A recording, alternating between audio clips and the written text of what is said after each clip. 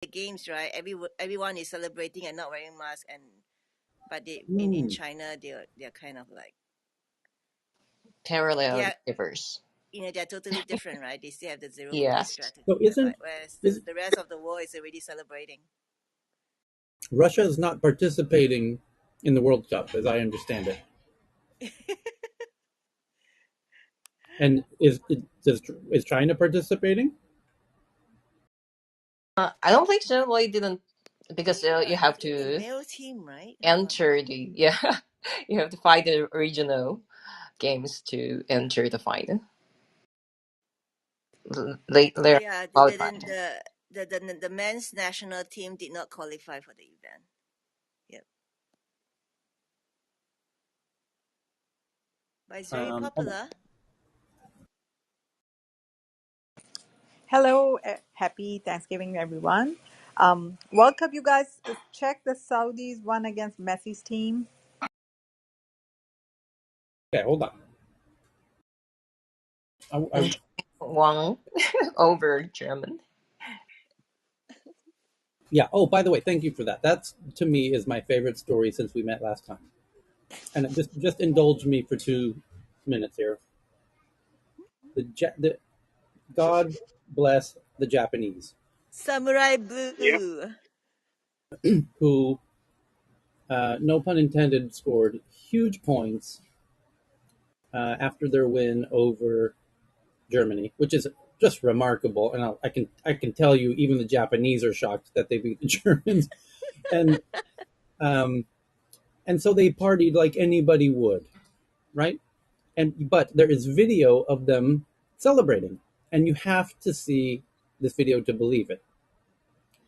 First of all, Let me as soon find. as after the conclusion of the match, the Japanese fans stayed long after everyone had cleared the arena and cleaned the arena, very notably Yes. removing flags off of the ground that respectfully should never be on the ground. Everybody's flags, not just their own. And they proceeded to clean the arena, which, by the way, cultural context point, Japanese students are raised essentially from birth to do this. You clean the classroom after class, it's the student's responsibility to clean the school.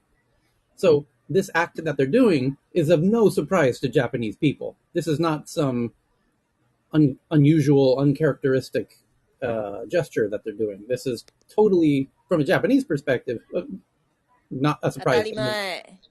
Atarimae na koto. It's no surprise at all, and it's just very very Japanese what they're doing, and I absolutely love it. And it gets better because back home in Tokyo, where they're celebrating, understandably, I think most people at this point know that the main gathering point in Japan is the Shibuya crossing, which is quite world renowned. And by the way, if you've never been in it, you owe it to yourself to go walk through it one or two or three or four or five times until you're sick of it, just to feel the fun of doing it, and go to the Starbucks across the street and sit upstairs and watch people do it, and that's equally fun as well. So anyway, at the Shibuya crossing, the way it works is everyone walks at the same time, and then everyone waits, and then the cars go, and then the cars stop, and then the people go, and then the people stop, and then the cars go, because it's about 6 different roads that all merge at one point, right? So the way they were celebrating was quite unique. When it was time for people to walk, they would all walk into the center of the Shibuya Scramble, as we call it in Japanese, and they would start celebrating because you only have about 2 minutes for the crossing.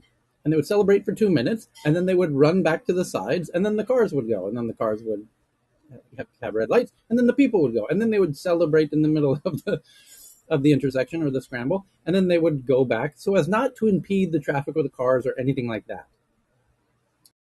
And again, just classically Japanese, and let me explain precisely why that is so Japanese. It would never happen any other way, because one of the most golden rules of Japanese society is to never uh, disturb or bother others. That is the rudest thing you could do, is to intentionally uh, disrupt, disturb, get in the way of somebody else. And so now you understand why they're celebrating the way that they are, because it's beyond rude in Japanese culture to intentionally impede, bother others. The rule is you think of everyone else before yourself. You put the others first. You put yourself secondary. You think of the group and everyone else, and then you can think about yourself and your place in the group. And they demonstrated this perfectly at home when they celebrated it, which is becoming a viral video. And the cleanup of the arena, again, just classic Japanese behaviors that the world is noticing, and as they should. Nothing makes me happier than for the world to discover some of these classic Japanese social uh, values that they just are doing naturally. This is, again, of no surprise to anybody who knows Japan that these are things are happening. It's a surprise to people outside of Japan. That's why they're going viral. But to me, Japan is winning the World Cup at this point from a PR perspective, where guitar is, unfortunately, we in a strange way, a ton of people, the world now is hearing about how kind of top-down heavy Qatar is, and I don't know that it's doing them any favors in terms of future tourism. So, but on the other hand, the Japanese are scoring big points, pun intended, but well-deserved points that they're scoring for demonstrating what is classic Japanese behaviors at scale, and they're taking advantage of the World Cup scale of visibility, and brilliantly so. It would be hard for an advertising agency to craft something so genuinely wholesome, and kudos to all of my Japanese brothers and sisters. But I think the Japanese will truly be very, very happy if the world just follows suit and do the same thing. I'm Mm, serious. you, They you, just want to set good examples so that everybody will follow the same way, uh, because it's not too difficult to do, right? Just bring your Cheryl and I, trash back and Cheryl and I clean up the have trash. telepathy on this topic, and Cheryl's 100% correct. Her and I and BB and others who are familiar with Japanese culture will all agree completely that what's going through the Japanese mind is when they're doing this, that hey, you should do it too. It's not that hard. This is just what we do. What's the problem? Let's just go ahead and do this. And and by the way, it's very much related to the mask wearing from a Japanese perspective. You do it, and then everyone does it, and we all do it, and this is just how it is. And it's not, you know, let's just make the right decision for everybody. Let's not be selfish. Uh, let's do what's best for everybody. So what I mean is it's the same part of the brain that makes that decision to do that, where they act very collectively. And what happens is when good habits work in a very collective way, you get really beautiful things like everyone staying behind to clean up the stadium. And hopefully it creates the snowball effect that we see in Japan. I'll give you an example. When you go to a concert or any big festivity in Japan, but a musical concert is a perfect example in this case. If somebody in the crowd will start clapping their hands above their head in a very exaggerated kind of way, and then the entire freaking place of 60,000 people within a few seconds will start doing it and clapping in unison perfectly, and then Yes. they'll stop and they'll do some other thing that they'll copy each other on, and they revel in sharing this collective expressional moment together. And it's a beautiful, beautiful thing that much of the rest of the world has no idea about.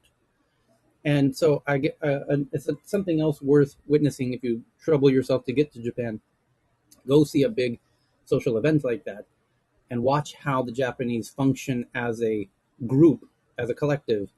It's a sight to behold. And so this picking up of garbage after the thing, again, it just the more you know about Japan, the less surprised you are by it. The more it makes sense from a Japanese perspective, and And the same more you wonder why the rest of us are not doing that sort of thing, because precisely. it seems like a very low cost, socially, huge benefit publicly when you look at like the streets or the level of cleanliness. Like, I would say you can eat off of a Japanese bathroom floor more likely than you are in some McDonald's restaurants, I would say, in terms of the level of cleanliness. And it's that level of, I don't know what to call it, quintessentially Japanese culture that makes that sort of sacrifice. But I wonder what makes that region, that part of the world, that brand of culture so unique, because I've studied martial arts. Like I did karate my whole life, so I had Japanese culture from like the age of 6, 3-4 times a week, enthralled with the language, stories of how the country evolved. But to what extent is that specific recipe replicable? And to what extent could you export it? Or I'll tell you what. alternatively, could Japan have a little bit more immigration, thereby allowing some of us to perhaps go see that in a way that just isn't just tourism, but maybe convince people that, hey, like in a way that South Korea exports Korea's culture, maybe this is an opportunity for Japan to do the same. I've given this some thought, and I think over the years, I had a lot of time to think about what you just said. Which how could we possibly get other people outside of Japan to adopt some of these fantastic social values? And I believe one of the reasons the Japanese are quick to behave in, as you said, in a way that has minor personal sacrifice for the greater good. When done at scale, it has incredible social benefit. And the lack of theft in Japan is a great example of that, where they all just agree, we're not going to steal anything. And if people leave anything behind, it'll be where you can leave your brand new MacBook at McDonald's in the middle of Tokyo and come back next week and it will still be there. And they'll probably somebody will charge it for you, is what would happen in the middle of Tokyo if you left your laptop in a McDonald's for a week. You'd come back and some nice person would see that you left it there, and they would go through the trouble to go home and get their charger to charge your laptop so that when you came back, it would be fully charged. I'm not joking. So the reason I believe that Japanese, one reason that, as you put it well said, in this part of the world is because in that part of the world, and it's not unique to Japan, people identify themselves by their last name primarily. So it's, you refer to people by their last name. And you much more so than in the West, people identify by their last name and their family. And you are you are a representative of your last name and your family. And yes, you're an individual, but for some reason in the West, we became wildly individualistic and separate from our families and our last names. And, you're not responsible to anybody or anything. You're not responsible to your company or your parents or anything like that. You're a maverick and a trailblazer, and you're on your own. In Japan, it's not like that. If you do something wrong, you are embarrassing your family and your company. And this is, and everyone who claims to know you as a friend, you're embarrassing them as well. So no pressure. They go to great lengths not to put themselves in embarrassing situations where they're more worried about the embarrassment that their friends and family and company colleagues will feel. Yeah, And secondhand shame. I call it secondhand shame. yeah, and Yeah, shame. could I go ahead, Eric? John, Take yeah, it you away, go John. ahead. So what I was going to suggest is, from systems theory, the proximity of the feedback to the event has a huge benefit in terms of quality control, whether you're talking, chemical, biological, social systems. And so what you're saying, Tyler, I think conforms to that principle, and that is that when everyone knows who you are, where you're from, who your family is, and you bring, as Eric described, secondary shame, or in addition to primary shame, that feedback mechanism is an effective deterrent to bad behavior. And I think you see that in the size, and the same thing in the size of communities. So if you look at rural communities where everybody knows everybody, and when somebody does something bad, it's the talk of the town forever, versus in a big city where people get away with things and nobody attaches that to the individual. One of the recent shooters had changed his mass shooters had changed his name 2 years ago. Why? To escape his bad reputation. And so, to the extent that Japan is an island with a long cultural tradition, it in many ways resembles more of a closed system where feedback loops are more proximate. Yep. And I think the use of the last name is a manifestation of that underlying principle that's reinforcing. True. And I'll There's say some one last. interesting history when Oh, I know that Japan voice. opened trade for Britain stuff back in the day. But real Are you quick, going to just a talk? thing in the Are you chat. going I to talk put a about the link black to a. sheep? I'm sorry. Are you going to talk about the black sheep, the boat? Oh no, I was going to talk about that with things, but I'll be very brief. In the chat, I put a link because this is a very nerd-friendly room with things. There is a link that I put in there for Japanese industrial tourism. If anyone ever happens to visit Japan, it's a list of a few thousand factories with contact information for and exactly how much it costs and other things for if you want to go tour all the industrial ecosystems where they make all the stuff like the robots and the the forks and knives and all sorts of other random things. But it's a really cool website to look at. They run as a part of their tourism thing. If you ever want to go on a factory tour with Japan, there's a cool link with stuff. But yeah, and just as a random other thing is Japan has a very interesting history with going from a closed system to more of an open one after Matthew Perry and stuff with America, but also for Britain, about 200 years ago with things. But watching the cultural shift of how they shifted their values to accept more embrace Western ones, but Yeah, choose which ones they are going to, and then the history of the militarism, and then moving away from that and towards it. It's fascinating history. Strongly recommend if people get a chance to look at it. I agree. Yeah, I think also karate has a huge factor. I think a certain level of discipline it gets embedded into the culture in a similar way. You see effects of that in countries that have mandatory service. I'm not saying everybody's like a studious example of a citizen, but there's almost like a different level of competitiveness in populations that have those kind of cultural elements, and then you end up sounding like Mitt Romney halfway through. So I Okay. put in a link about rugged individualism, and it apparently kind of came from the Western, the frontier in the U.S., and I guess maybe it's spread through our movies and culture to a large degree. That may be part of it. But I also wonder about being so dedicated. I've heard of a lot of, Japanese businessmen working themselves to death, maybe because of the communal, sense of duty. So sometimes maybe they need to think of themselves as well.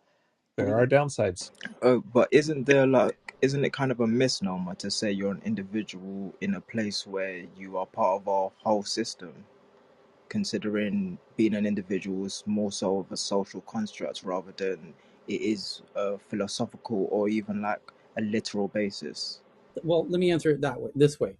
It's a very common um, diss or criticism in Japan to accuse somebody of being selfish. And especially women. There's a word wagamama, and if you're being selfish and just thinking about yourself, Japanese will call you out on it very quickly. And that's not a typical criticism in the U.S. Oh, you're selfish. You don't go around saying that regularly. You do in Japanese. That's Japanese are very sensitive to when other people are acting selfishly or in their own interests, especially at the cost of others. They don't take that lightly, and they will. You'll that your name will be kind of tagged in that way. And I'll say to that point, when Japanese travel internationally, they one of the things going through their minds is the fact that they are representatives of Japan. This is a conscious thought in their mind that things that if they do something wrong at the hotel or at the beach or whatever, that whatever thing they do wrong, they just embarrassed their country. They're not So wrong. they're not wrong. And I'm telling you, as a hotel owner who has guests from everywhere in the world, one of the things you will inherently, naturally start to do is do pattern recognition around the behaviors of different people from different areas, so that you can pre-anticipate the unique. Different countries do. The guests of different countries start to behave in patterns that become recognizable and I applaud the Japanese for consciously being aware of it in the way that Chris kind of just pointed. Could, John, could, could I could I make a quick observation, and I want to ask you a question, Tyler, on your last point. So the observation is that when a culture has a word for something that's relatively unique to that culture, it actually results in a much broader awareness of whatever right? concept is represented.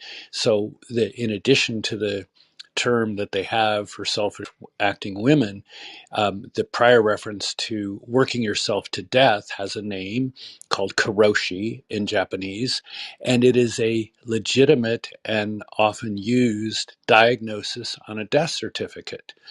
And so it's really fascinating the interaction between cultural norms and language and how the norms are represented in language and the language reinforces the norm. The question I have for you, Tyler, is given your pattern recognition, if you had to identify the top three countries you would, or passports that you would rather not see stay at your, and here's your opportunity to do a little Uh-oh. pruning. Uh, What would those top three countries be where you would invite them not to come? they're Jeopardy. very. I have that answer very well clear in my mind. That I don't feel this venue is the appropriate venue to share that Okay. information. Happy, Americans, maybe, Tyler? happy to share it with you privately. All It's a, money is good money. I'll tell you, it's a spectrum, and it's not just the bad list. In my mind, I have there's a good list, and I just think of it as an entire spectrum. You can think of it from left to right or top to bottom or whatever. Happy to talk about the ones publicly at the positive end of the spectrum. The ones at the negative end of the spectrum is not that they themselves are bad. It's to me an issue of compatibility with Thai culture. So Thai culture is very unique, actually, and there are some behaviors that are incredibly incompatible with Thai culture and Thai behaviors. So, for example, Thais put a unique uh, precedence on politeness and staying calm and relaxed at all times. This is like in Japanese, where you're not supposed to uh, infringe on others. In Thai culture, it's an incredibly conscious collective effort. You don't get angry about anything.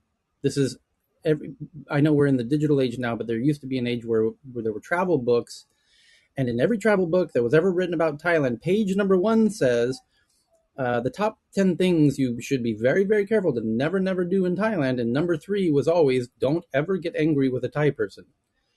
And they are correct about that. And it's an incredibly serious an affair.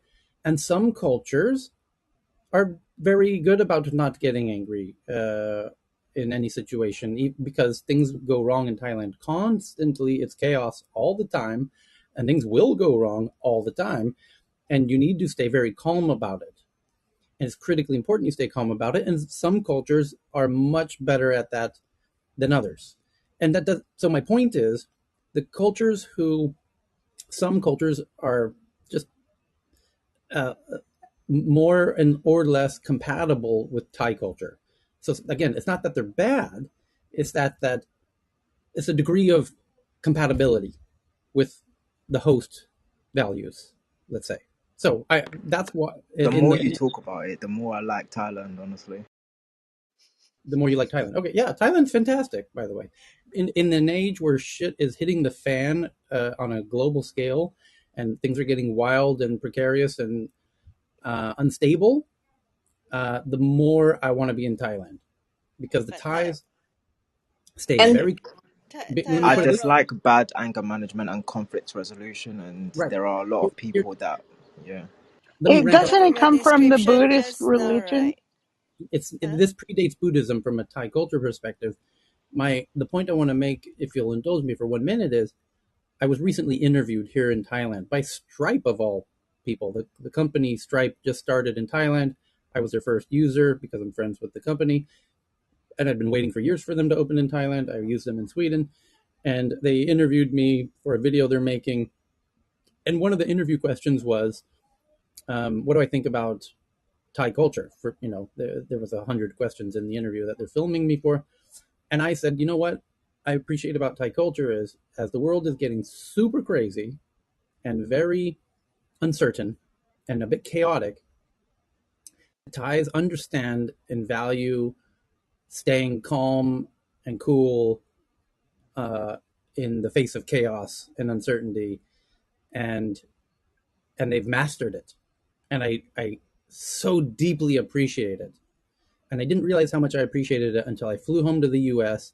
and saw how everyone's out of their minds, kind of post COVID, and are becoming a bit more thin skinned and a bit more short fused, and then coming back to Thailand, where you know they just are masters at smiling and yielding and allowing Patient, you mean?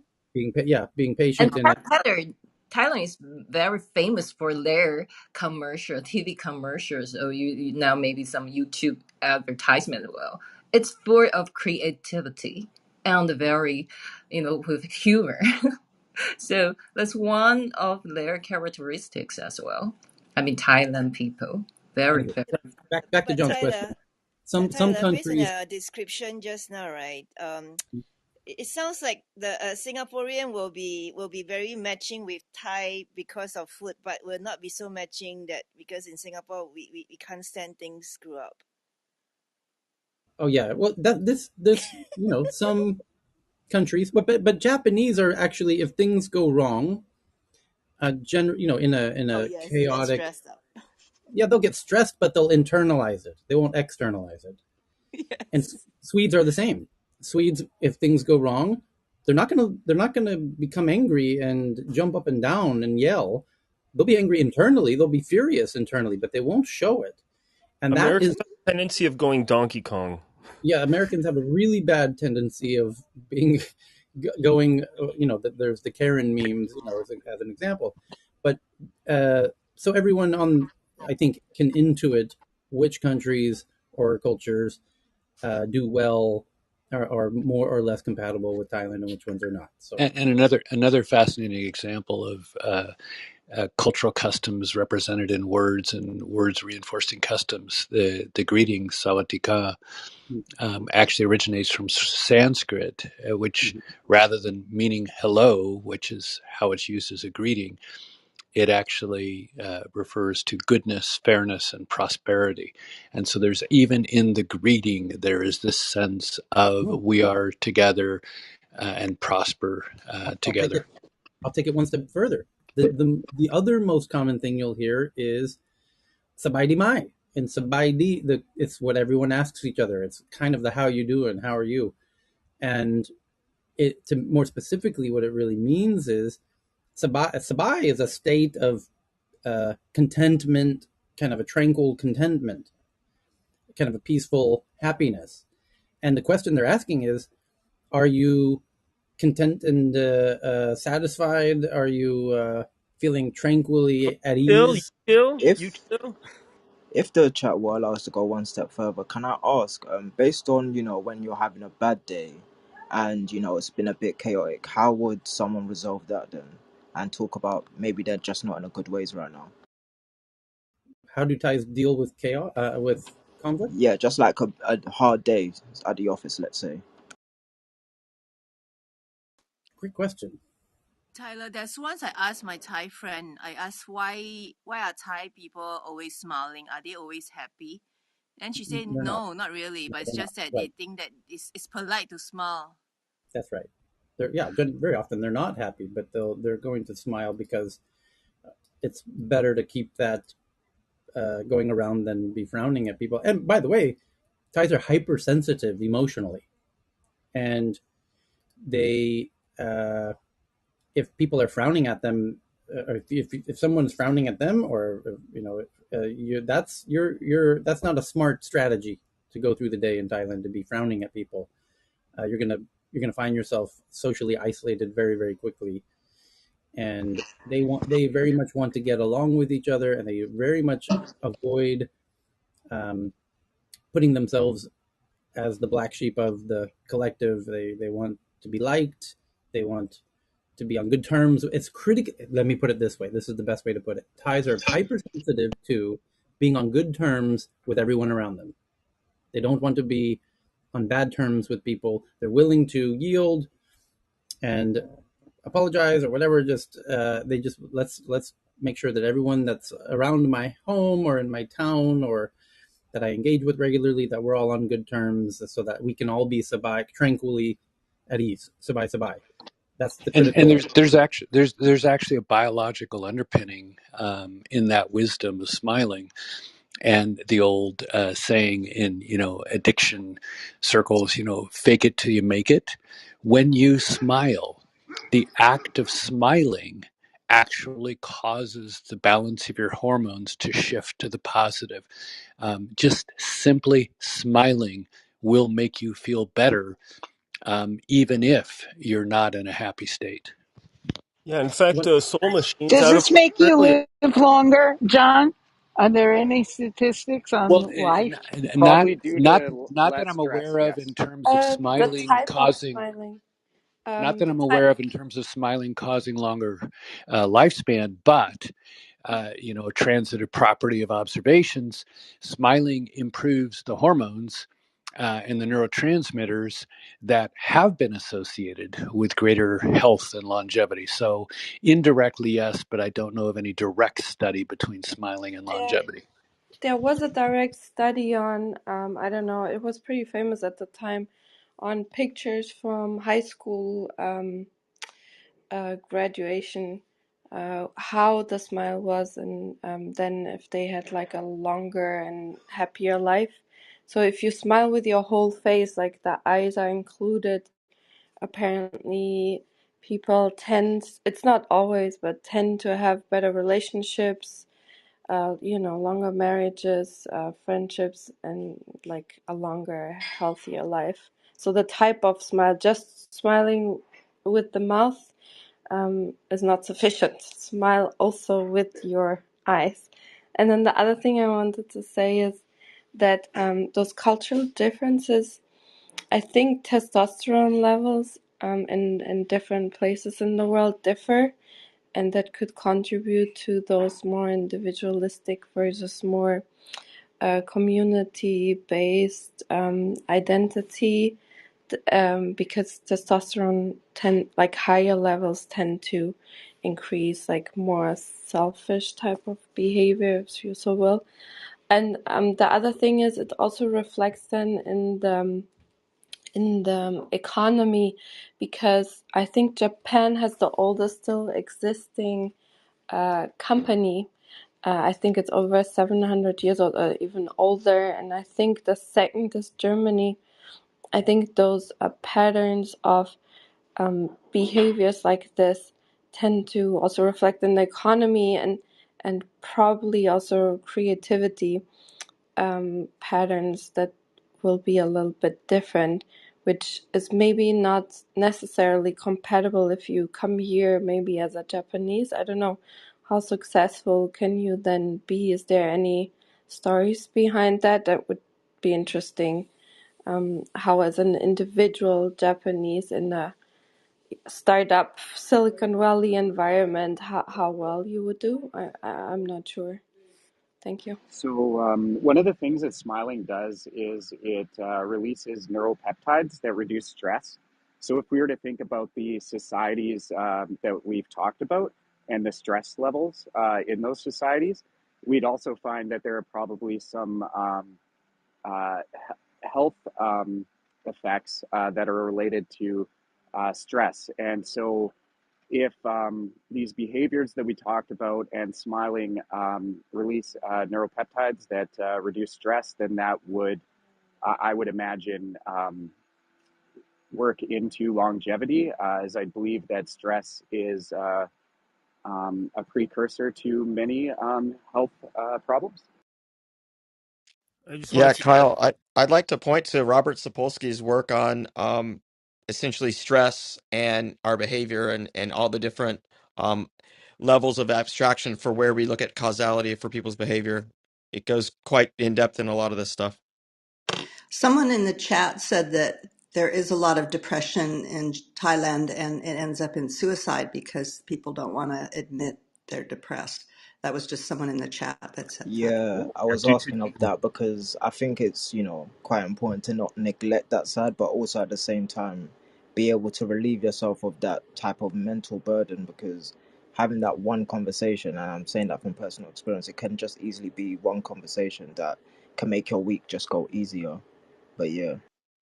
Yeah, it's something like a 20-minute window, I think, is for suicide prevention. That is the kind of escalation, how quickly things can get out of hand for somebody who's at stress. I know South Korea, for example, has some of the highest suicide rates. But the thing that I wanted to say was the Soul Machines. There's a company called Soul Machines acquired by IBM, and this guy developed this program called Baby X. And Baby X allowed you to correlate muscle movement of the face, so all that complexity that we say is the uncanny valley. Let's just link that to neurotransmitter activity and see if we can get something that resembles an interesting feedback loop. Like if I smile at the computer, have it smile back at me, like in the movie Odyssey or whatever, James Cameron, that sort of thing. And it is quite effective, and an interesting thing to note that there is such a strong relationship between the activity, and sometimes it's not the chicken or the egg, that the chicken or the egg can initiate the difference. It's just a matter of alternating between the two states of the system. So smiling sometimes can be a simple thing that can help lift your day, but now consider the effect it has on others if it is infectious in that way due to the very mechanisms of our neurology. and it's hard to overlook the fact that we're having this conversation on Thanksgiving Day, and kindness and gratitude are probably the two most important things we can do to live a longer, healthier life. So we should all celebrate that with our friends and family today. Thank you for that, John. And I can't. Thank you for introducing that thought. It's a beautiful thought, and yeah.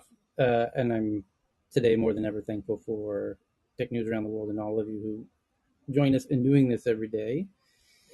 And yeah, it's Thanksgiving really should be an international thing more than an American thing. It's such a in spirit what it's evolved into. Never minding the unfortunate history of it all. Um, the modern take of it, I think, could be a really beautiful global thing, much like in the same way that Halloween now has kind of gone global, and thank God it has. That's also a very kind of fantastic holiday Tyler. celebration. Yeah, Tyler, I just wanted to give thanks. That was really beautiful what you just said, and as well, I want to just honor our late Trader Joe Chris, because this is one of those days where you just really remember his infectious laugh when he was in the room, and he kept us all on our toes for sure. yeah.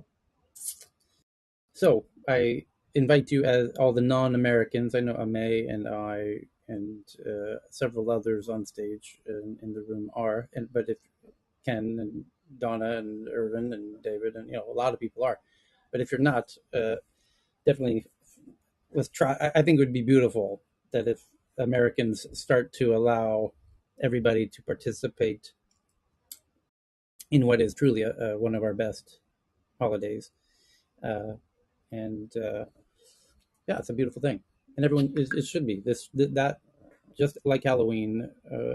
This one should go international, and people should have a day to reflect of what they're thankful for. So you're all welcome to my virtual Thanksgiving dinner here, and I even brought the turkey. Turkey.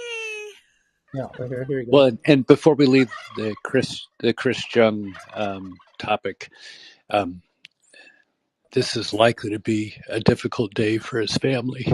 So if you know his wife, you Yeah, may I'm in you touch may with you, her. you may remember his gift to all of us, to her, um, if you have connected with her in the past. Yes, I'm always in touch with her. She's fine.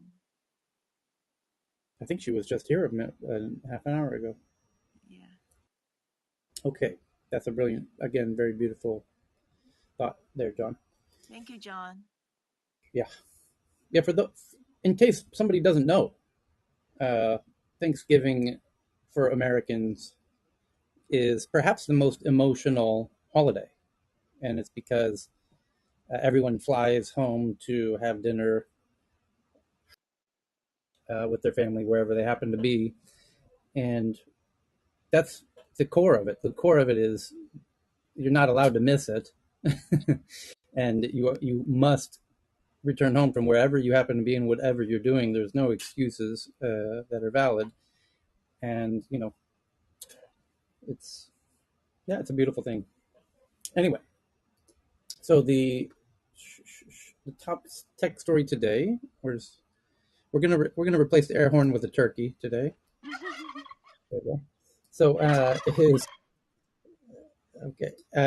the top story is from CoinDesk that Consensus says it collects user data related to its on-chain wallet service MetaMask following a similar announcement by decentralized exchange Uniswap. The firm said when using Infura as a RPC on MetaMask, a user's IP address and wallet address information would be collected. There you go.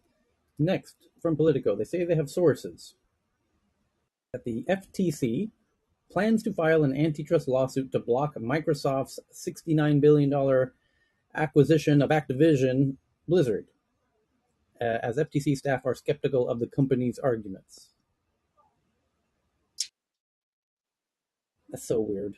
I don't see how that's going to be a... Like Microsoft sold Office on Mac OS. They're going to keep selling games on everybody's consoles because they're moving towards a streaming subscription platform idea. If you get the Xbox Live Game Pass, that's actually a really good value proposition. And Sony and the others are kind of caught with their pants down because they just realized that this is a race for those very kinds of services. So I think maybe that is problematic because Microsoft has a tendency of just vacuuming up everything. And so it might be perhaps the case that they can't acquire as many companies or as quickly, or there have to be some provisions written in. But Microsoft is no stranger to antitrust. I think Microsoft's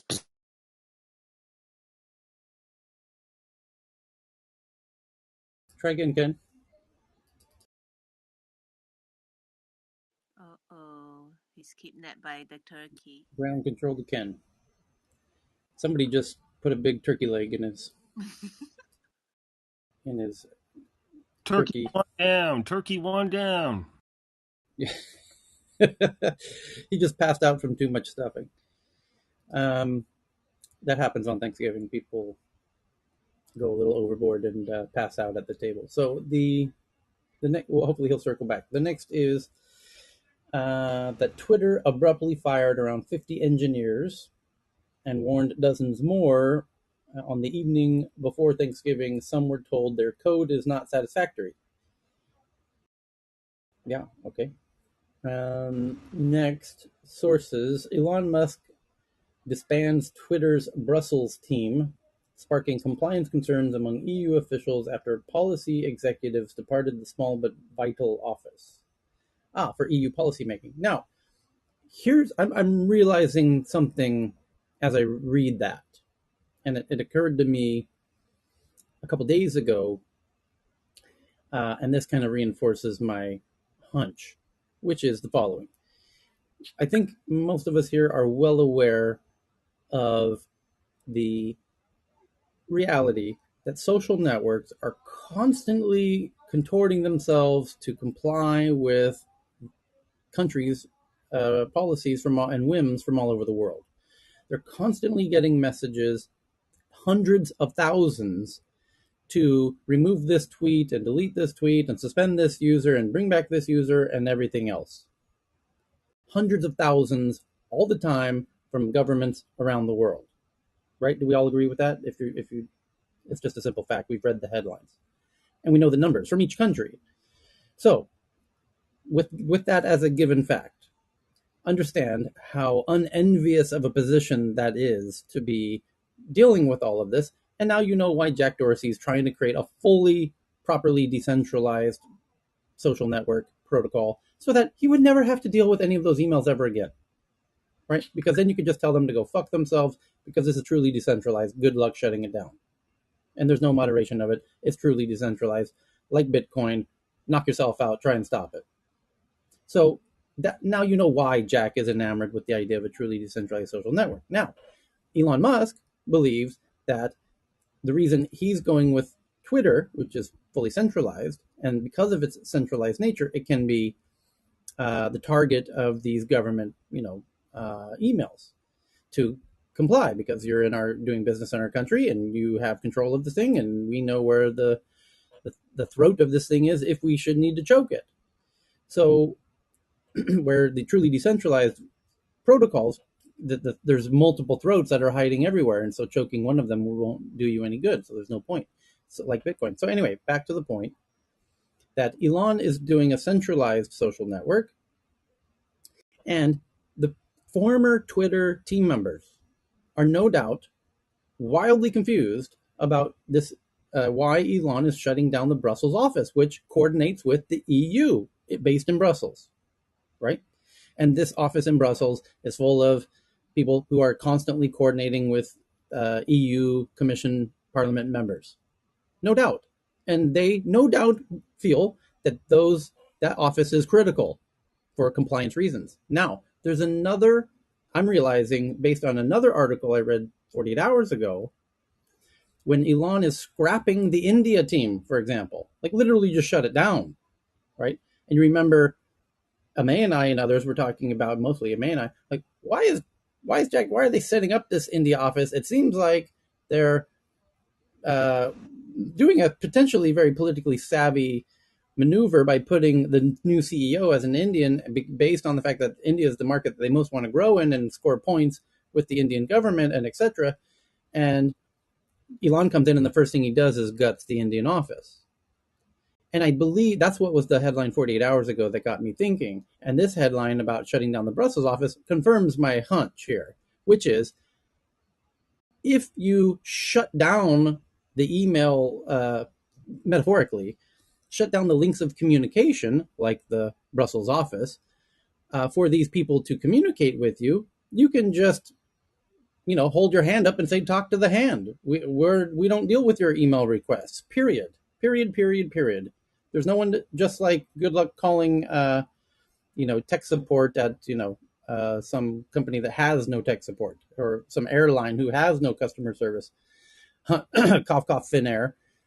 So, this is a different, more extreme strategy. You don't want you go one way or the other. You fully cooperate with them and the way they want you to do things by having, as Russia would force you to have boots on the ground. India forces you to have boots on the ground. Many countries, as I told you they would do, now do require you to have boots on the ground so that they can force you to comply. And Elon's saying, nah, fuck all that.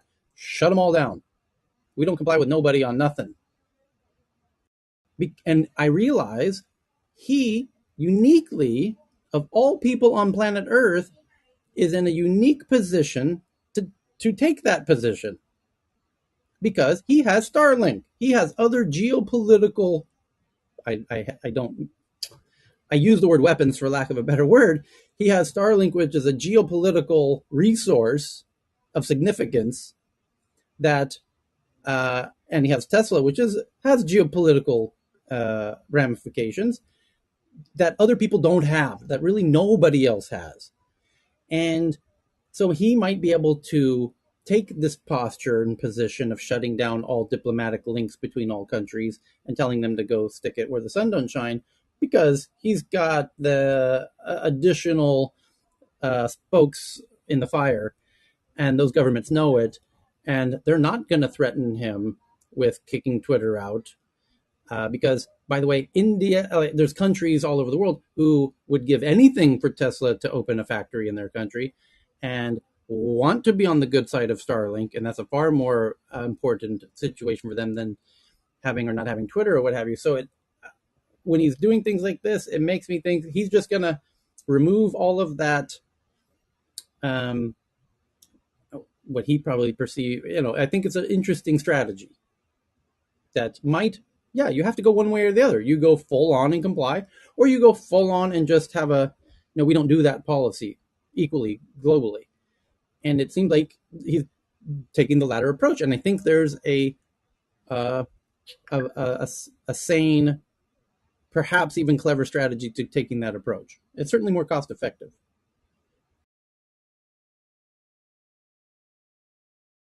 Anywho, Yeah. So by the way, if I'm right, you'll see other offices and channels of this type kind of shut down and what have you.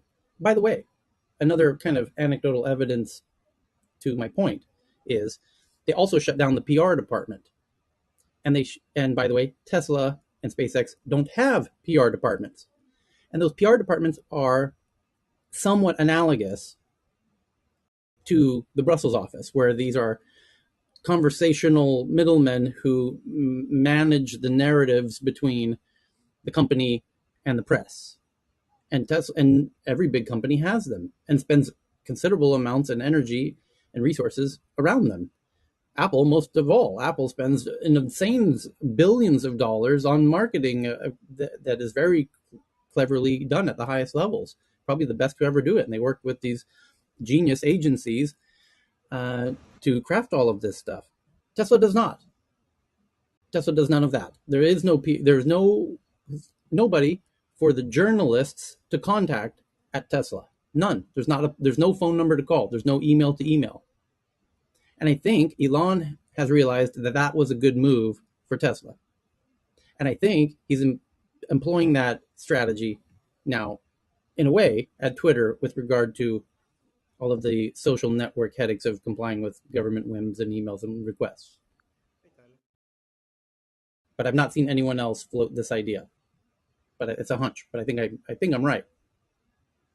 But and it would explain this article perfectly why he would shut down the Brussels office. This oh so critical Brussels office.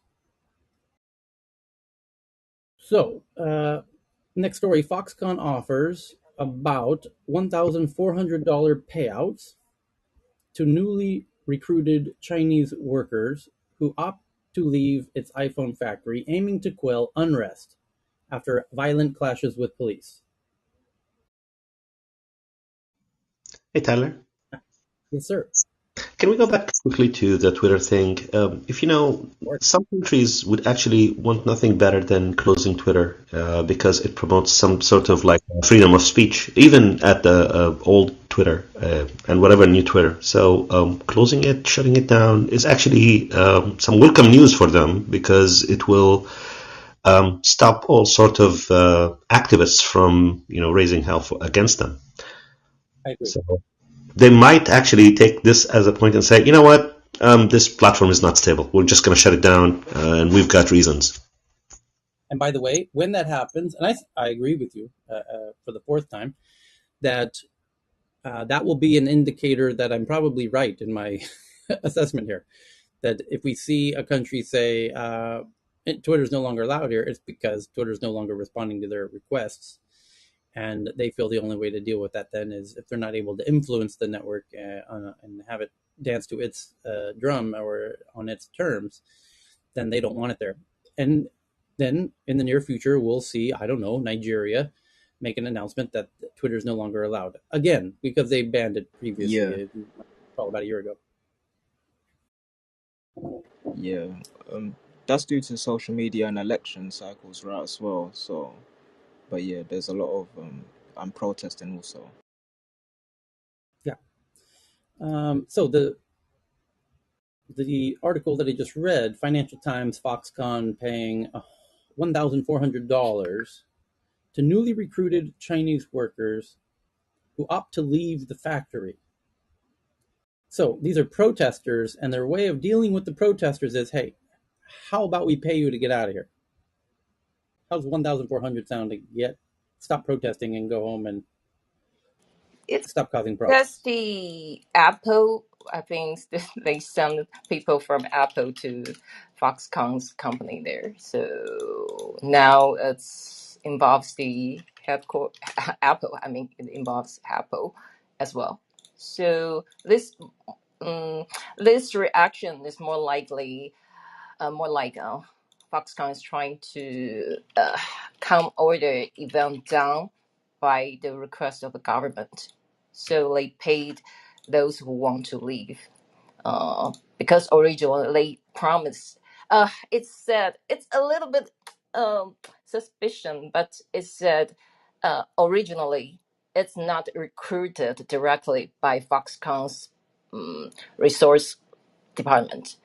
So it's more like they outsource the recruitment, but the one who's in charge of the recruitment promised those employees something that originally Foxconn didn't promise. So right now there's some controversial agreement there. So in the end, since the riot, they agreed to pay those who want to live like in US dollar is around 1,000 US dollar to let leave. It's a nice drive.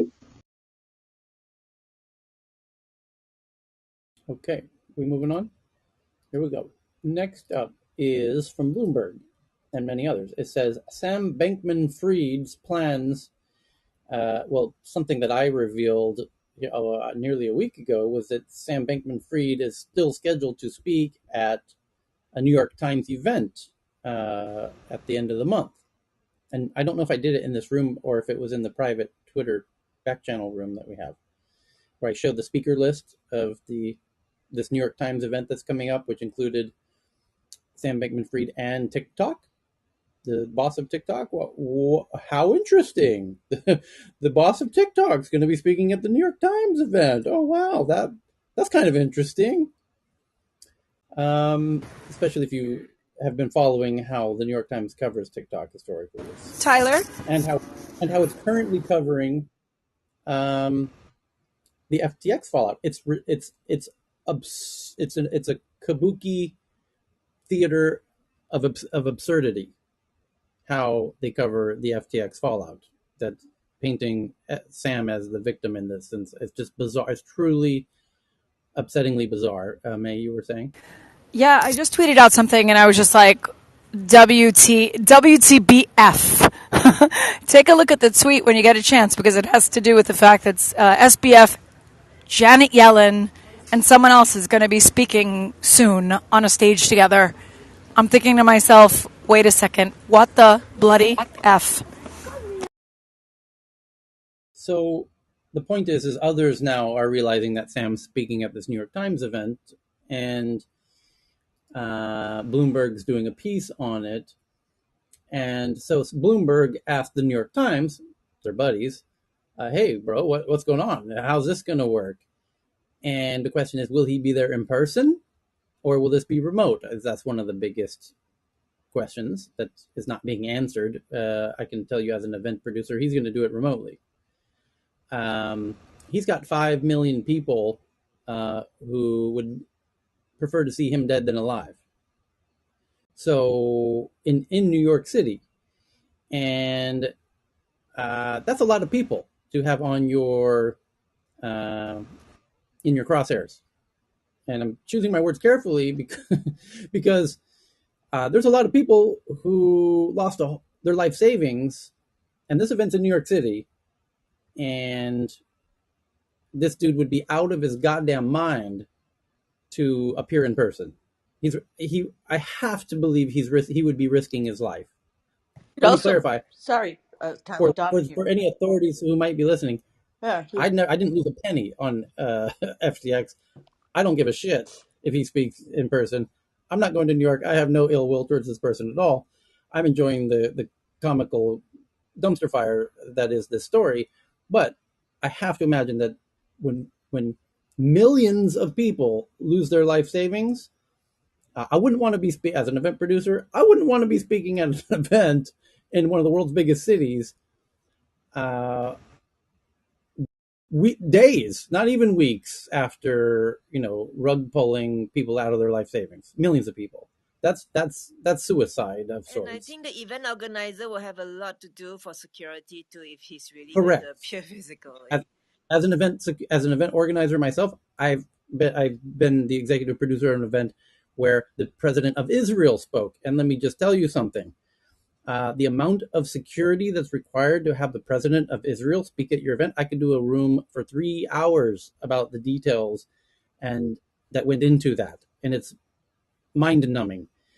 And they're going to have to do not necessarily that high, but they're going to have, because it's not only Sam Bankman-Fried, who's a speaker at this event. You have other very, very high-profile people speaking at this event, where if he's there physically, they're going to have to protect all the other speakers as well. You see what I'm saying? And it becomes an incredible logistics challenge to do that. I'll bet you that the New York Times is insisting he doesn't do it physically, so that they don't have to go through that truly mind-numbing level of security detail. By the way, if he was speaking in person, they'd have to start preparing now. The event would be November 30th.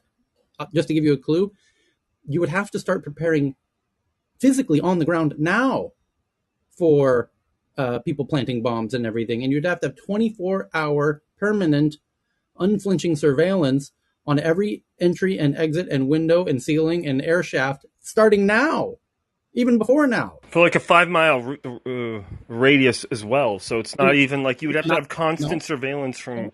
Entry, no, no, exit, no, vantage points, no, all of no, that stuff. no, no, The, no, the no, oth- no. Precisely. No, no, You no, don't think no. so? You don't think it would be five? No. I know for a fact. Precisely 3 city blocks is what we had to do in downtown San Francisco in each Damn. direction. the other thing is that if he were to arrive at the airport in New York, hopefully the New York AG and prosecutor would arrest him before he could even get to Oh the yeah, that's a event. good point too. So he opens, there is U.S. jurisdiction, and he's been hiding away in the Bahamas, even though there is an extradition treaty, but there's not been any charges filed. They would definitely want to have some charges, or at least be able to, interview him on charges that needed to be proved, in subsequent this and that. I mean, Paul Weiss fired him as a client, so he doesn't have any really good legal representation that is, well connected at the moment, except for his father and friends. Okay, yeah, and that was kind of the next page, paragraph in the conversation, which is the the powers that be in the U.S. At a minimum want to have a little tea time with SBF, and that means a very friendly sort of low profile detainment uh, to kind of get their questions through at a minimum. So you're right. Given that he was rumored to be headed to Dubai, where there isn't extradition with the U.S., although there is, they have their own private kind of low key one separately.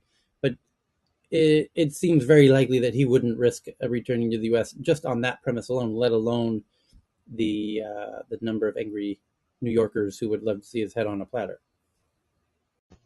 Yeah, you can expect riots to actually happen, just like what happened in Seattle and other places where people have actually gone to the streets and started smashing windows and burning cars. So Well, if he had a New York HQ, I'm pretty sure that building would be torched by now.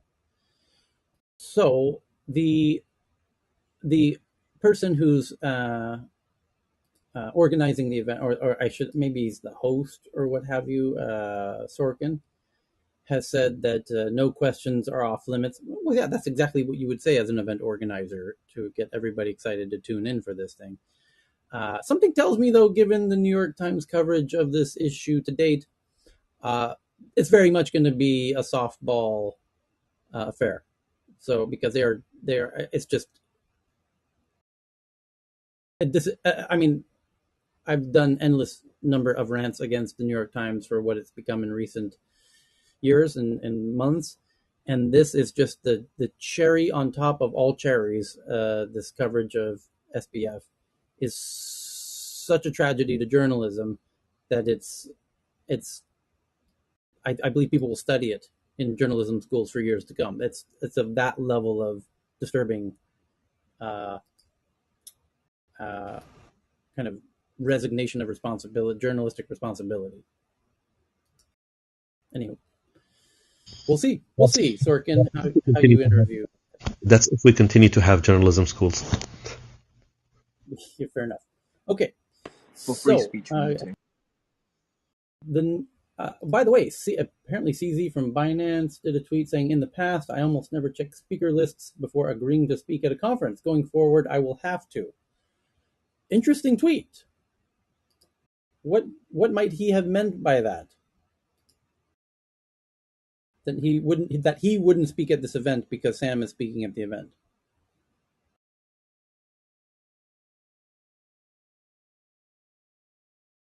Interesting comment. Any other really notable people commenting on this? Can you please invite the Attorney General Merrick Garland to the summit? We'd love to see him shake hands with SBF. That's good. Naval tweeted SBF didn't acquit himself. Okay, moving on. SBF himself tweeted saying, "I'll be speaking with Andrew Sorkin at the DealBook Summit next Wednesday." And there's a soft implication that it's in person and framing it grammatically in that way. I'll be speaking with Aaron Sorkin at the word at, not I'll be speaking with at the. He's speaking at the summit. I can't see that happening. Anyway, the next is Bloomberg about Binance. CEO CZ says the exchange aims for a $1 billion fund to buy distressed assets and plans to make another bid for bankrupt lender Voyager Digital. And that rumor was leaked about 48 hours ago, that he was meeting with the Saudis, I believe, was it?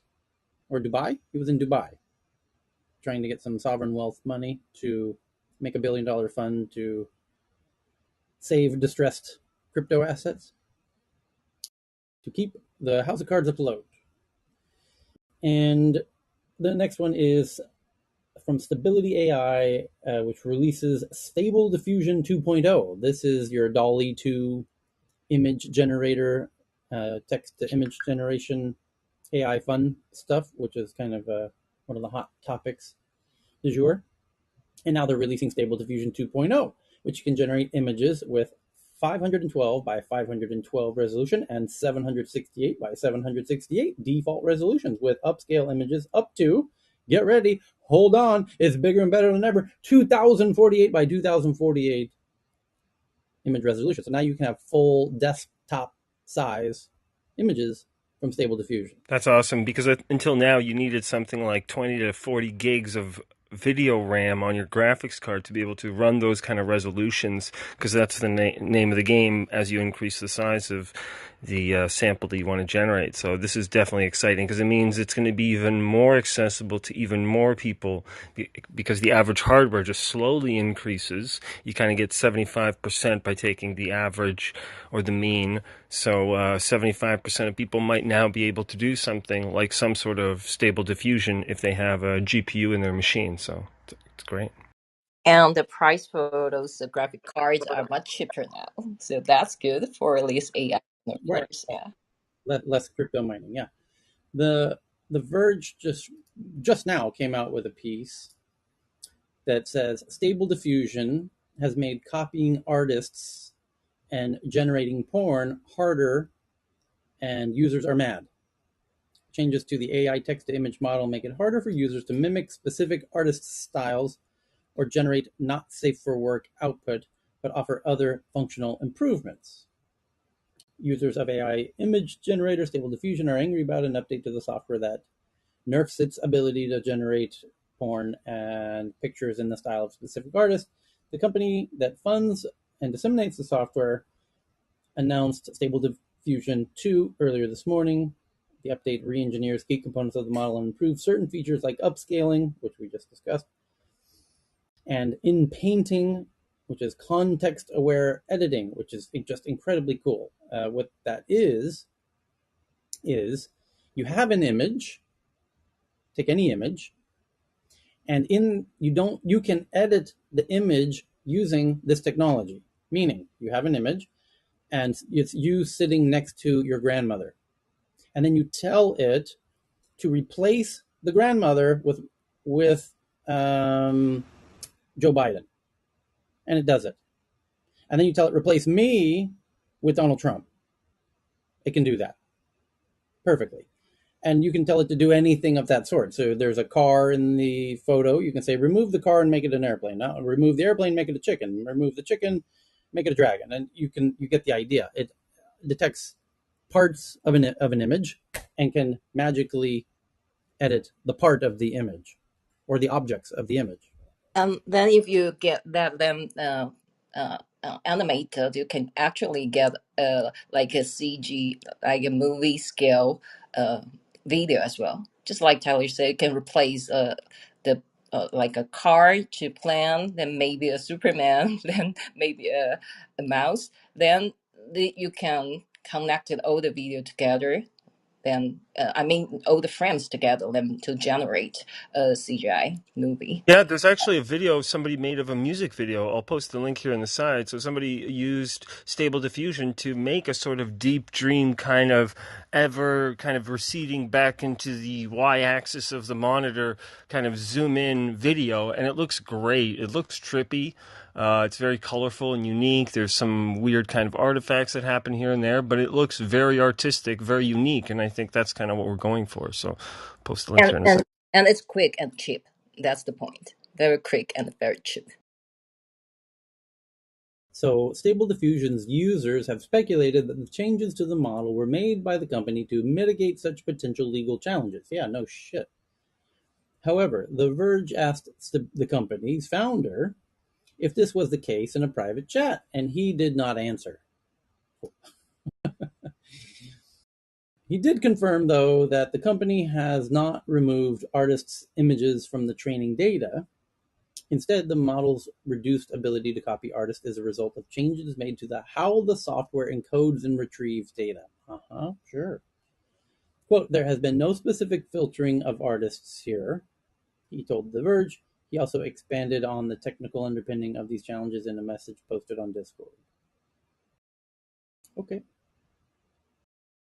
But because it's open source, you can just roll back the changes. So I think the people complaining are perhaps being a little bit silly, because that's the whole point of Stable Diffusion. It was the open source version of the Dolly too. So I'm now pasting at the top of the room the image replacement feature that I just discussed, where somebody did a test of a selfie and then replaced themselves with Morgan Freeman. And it did so rather brilliantly, I must say.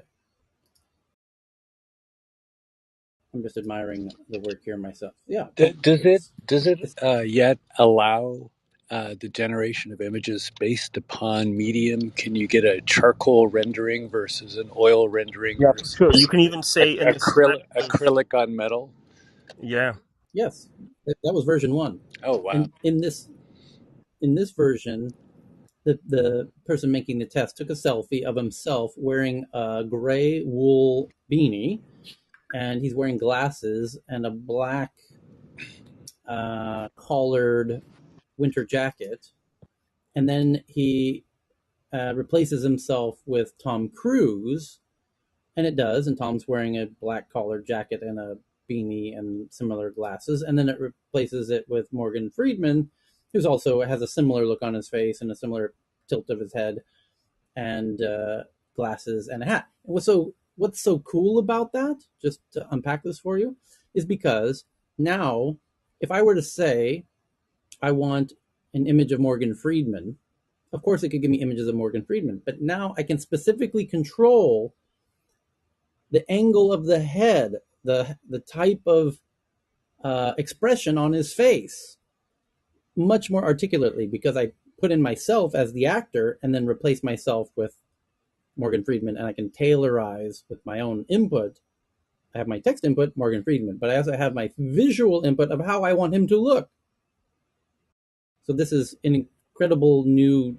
There's now a dual input into controlling the output. So to speak. Can you blend different physical media or manipulate different physical media renderings? Unpack that for me, John.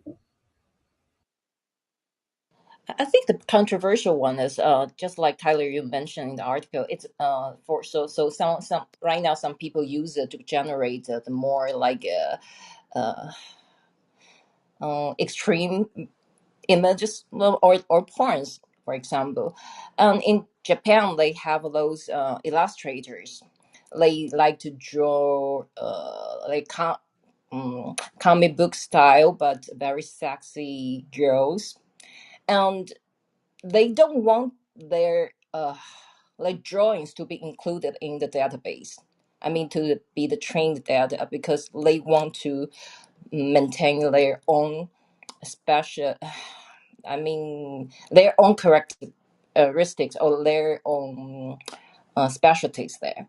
But the Yeah, problem their is, IP. You're talking yeah, about their IP. yeah, they don't want to be included, but they have no way to remove from the database. So anyone using their name, if they are famous enough, just like if we say we want a Dali style, because Dali is a famous painter, oh George. Anyway, so the creators, they don't want to be included. They don't want uh, to be used, like their style to be used that easily for the generators. But now they have no ways to protest. The Yeah, only yeah. So I think this. I have no idea how to solve this problem easily. Is if you are a yeah. creator, you're pissed off. Right? Yeah, so basically, what BB's talking about is generally the consensus for living artists, right, who are still trying to make money off their own work and create their own IP. So obviously, there are artists who are, long gone now, that their work is in the public domain. However, there are living artists whose work, because they put it on social media and other platforms, because of the way that, just rights work on social media, there's certain croppings and just pixels and all of these other things. When it's just images online, especially with IG, that particular crop of the work belongs to IG, or should I say there's rights that other people can replicate it, or should I say reshare the post basically. And with that, they've taken that off, Instagram, DeviantArt and all of these other places, and now you can mix and match it and create work based upon and live in artist IP who's probably still trying to sell their work. So, and it's pretty much one of those, oh, do you want to steal or do you want to create your own original thought or all of these other things? And, that's a really entangled ground that we haven't gone through yet. But I was thinking that there should be some data protection, especially in Europe, whereby stating that you should be able to take it off if you want it to be taken off. Yeah, so here's an example in my PTR. This is kind of from a more theological discussion based room, but people were having fun with stable diffusion and they said, hey, William Lane Craig topless. And that's the level of quality of photo that it generated as of yesterday. So I didn't generate this photo, but I thought it was worth noting that that's the level of quality for people just playing around. And I was like, wait, hold on, is he that jacked? How old is he? Wait, hold on, is that it's hard it becomes hard at one point to differentiate the needle from the haystack as these things then re-enter the databases, and it becomes very difficult to parse it out. So, the what would you call it? Forensics is going to be an interesting direction that will have to be something that Yeah, people become more and more aware of. and that's why artists were so enamored with blockchain, especially in the beginning, because you can track it and you're able to understand where a particular piece has come from. And I'd be really intrigued to see if there's an implementation in, the next generation of social media, whereby you're able to, regardless of a screenshot, you're able to know exactly which artist made what when. And that is, something that I've tried to be working on, and at the same time, it's such a conundrum in a way, because blockchain and the conventional way that we have APIs running and all of these other things, that it's quite hard for me to even fathom how to put them together. But the idea is still there, right? That's like the foundation of it, which is being able to have control or at least rights to your own IP, even if it's in the public domain, because one, it's marketing for artists, and two, that is their right to say to do whatever they want with it, and not somebody else's right. And the funny thing about your picture, Io, is that once it's on social media, it's owned by the social media that has been posted on, not necessarily the artist anymore. so that particular crop and is able to be replicated, and that's the reason why you're allowed to screenshot it and save it and put it here on Clubhouse. Whereas we would never know where that picture came from if you never told us. You could have said that you did it yourself, and that is a problem that we're having with artists today. Well, and blockchain's value and provenance of an individual piece is, of great value. But there was an announcement, an article I read just in the last week, I don't remember where, that there is now a commercial technology to detect deep fake videos. And so we had this discussion in this room about 6 or 8 months ago, um, on the cat and mouse game that's going to be played around, um, spoofing the fake detectors, and then enhancing the fake detectors in order to maintain the ability to distinguish where things originated based upon machine learning analytics, of whatever the construct is, art or music or whatever, vis-a-vis an original artist. So we're in an arms race between those who imitate and those who create technologies to detect imitations. Okay. Well, speaking of spoofing, that's a perfect segue to the next article. UK police, together with Europol and Dutch police and others, dismantle online spoofing service iSpoof and so far have arrested 146 people, including the suspected mastermind. For those, this is primarily a UK thing, so for those who don't know, uh, and then let's update the link at the top here so you Yeah, can I've been it. read along if you want. Thank you. Perfect. Thank you, Cheryl. iSpoof is a tool, you could call them hackers, bad actors use to change their phone number when they're calling you to a number that you trust, like your bank's phone number. So a bad actor would call you pretending to be your bank, and you might think it's your bank because it's coming from your bank's phone number. The call's coming from what you think is your bank's phone number in your address book. So you can see why bad actors would pay for such a service, because now all they need to do, the social technical proof piece is taken care of. Your phone is telling you your bank's calling you. You can imagine how powerful that is. And they were charging a lot of money for this, and somewhere in the neighborhood of about 50,000 people were paying for this, and tens 200,000 people, at a minimum, have been victimized by this. It says a total of 59,000 criminals paid subscriptions of up to £5,000 to use the site, and they have scammed more than 200,000 people in the UK alone out of at least £50 million. And now they've caught who they believe is the mastermind and 120 of the criminals. So there's still a long way to go. And by the way, here the problem with this is easily replicatable. So shutting this down is going to turn into a bit of a whack-a-mole for the time being. They're going to have to come up with a more long-term sustainable solution to this problem. So, but good that they got a start on it anyway.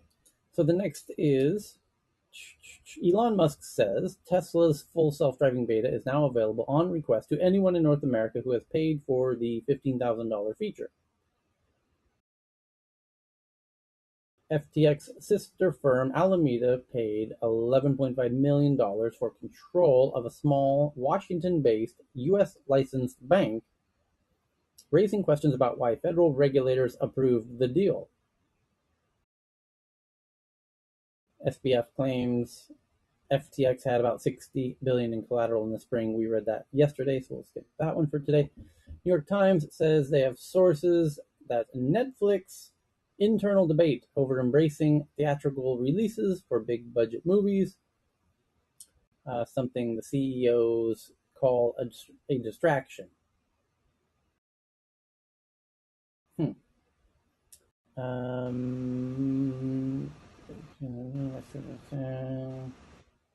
a look at Huawei's future in Europe. This is Politico. Is this Mark? Did Mark write this one? Let's see. Probably so. It's Tech in Europe. Where did that article go? Here we go. It's not. How Washington chased Huawei out of Europe is the article. If Cheryl is probably pinning it as we speak. It says the Chinese tech giant is scaling back in Brussels, Paris, and London and pivoting to its domestic market. And the Chinese telecom giant is pushing out its pedigreed Western lobbyist, retrenching its European operations and putting its ambitions for global leadership on ice. The reasons for doing this have little to do with the company's commercial potential. Huawei is still able to offer cutting-edge technology at lower cost than its competitors, and everything to do with politics, according to interviews with more than 20 current and former staff and strategic advisors of the company.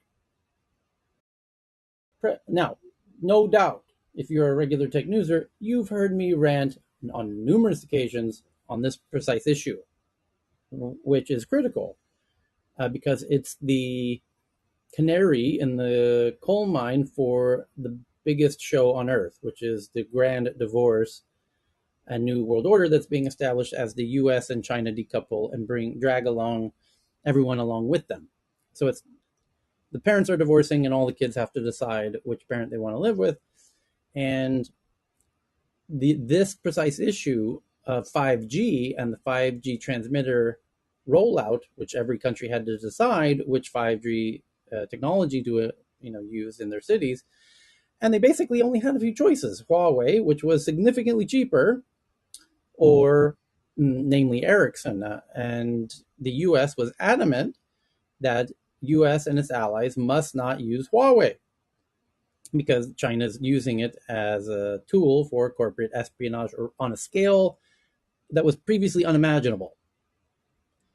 And so they were very insistent with their allies. And so it was very, very interesting to see which countries went with Huawei and told the US, we don't actually really mind if the China's watching everything that we're doing, because we actually kind of feel like that China's more of our path forward. And so it was an early indicator, potential predictor for who's going to side with China in this grand parental divorce that's underway. So anyway, the article continues. Pressed by the United States and increasingly shunned on the continent, meaning EU, it once considered its most strategic overseas market. Huawei is pivoting back towards the Chinese market, focusing its remaining European attention on the few countries, Germany and Spain, but also Hungary, still willing to play host to a company widely viewed in the West as a security risk. Yeah, for all the reasons I just mentioned. Now, the Germany one's very interesting because Germany knows goddamn well they don't want China doing large-scale corporate espionage on German companies and on the German government and what have you. But I believe Germany is very politically balanced here because Germany's economy, just like Germany was a bit overly dependent on Russia for its energy, Germany is even much more dependent on China economically. And that's a problem that very few people are talking about. I know a few people talking about it. It's a Peter huge Zeihan. problem. It's a bigger problem than their energy problem. It's huge. As painful as the energy thing might be for our German friends this winter, it's nothing compared to the economic problem that's going to happen if and when Germany cuts ties with China. And Germany was afraid to tell China to go fuck itself with regard to 5G because it can't stomach the consequences of China saying, what did you just say to me? So they can't risk poking the panda in any kind of way. for fear that their economy will turn into a dust bowl. So they're still flirting with Huawei 5G, as an example, to give you a little more context around that last paragraph. So, um, nonetheless, the rest of Europe, or the countries that aren't as dependent on China, have gone ahead and made that decision a little more firmly. Anyway, Hey, Tyler, it's Ken. Can I just very yes, sir. quickly turn it back to that Netflix story that you just did? Because sometimes you actually Sure. have to read the story to understand like why it's a Okay. story. Because that headline was almost Okay. deceiving. Because the headline wouldn't have even been news. It's because Thanksgiving weekend is generally a big weekend for movie releases. And so there's a movie coming out this weekend, a Matilda the musical, that they're only releasing in the United States only on a limited number of theaters, so it qualifies for Academy Award consideration. But it is going to be released this weekend in the UK and Ireland widely, like in 1500 screens. And the reason is because it's co-financed by Sony, and the deal with Sony on that film is that Sony retained the rights to distribute it in the UK and in Ireland. So there's that split. So for those of people here who live in the UK who are listening, they'll be able to see the film in theaters. But the other reason I thought that it's not even in the article, why I think it's important, is because of the changeovers at Disney. It's because Bob Chapek was very committed to streaming first and putting almost like everything on a streamer.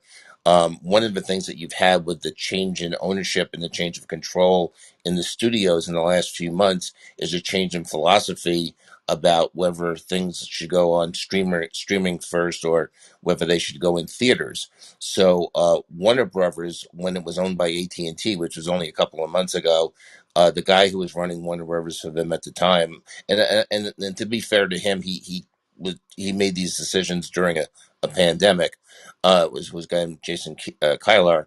He was basically doing same day in the theater and same day releases on streaming, which obviously takes away a little bit. Takes away from the box office, and you had the whole issue with Scarlett Johansson at Disney because of that reason and everything.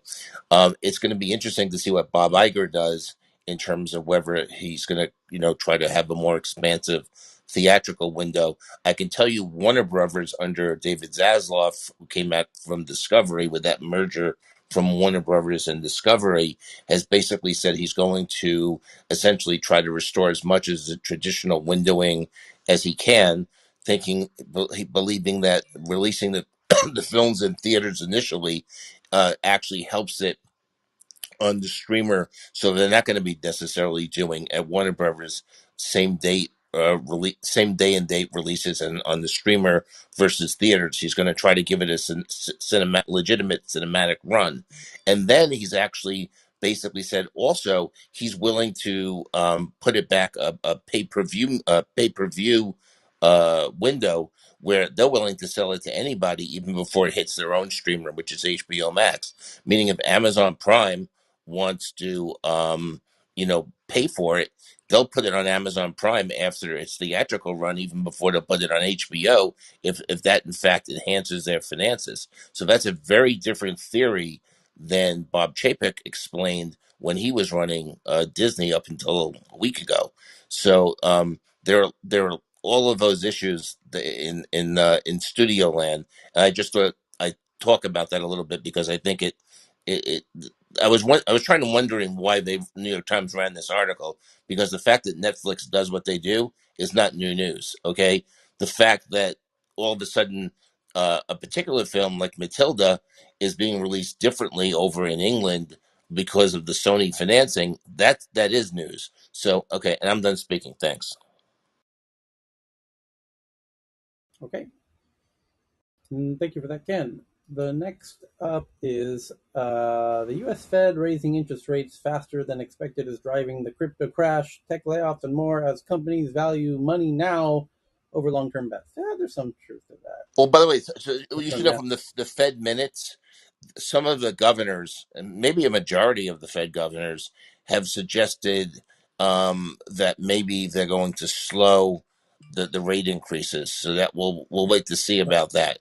Interestingly, I don't think that includes the chairman, but some of a number of the Fed governors um, did kind of indicate that in the Fed minutes. So that's one of the reasons the stock market's done a little bit better over the last couple of days.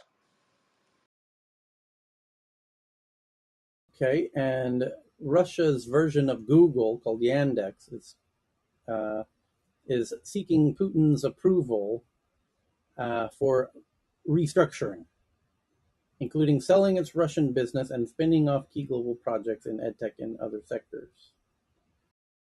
Amazon plans to phase out something called Academy, an Indian edtech service launched in 2021 to help prepare for admission to engineering colleges.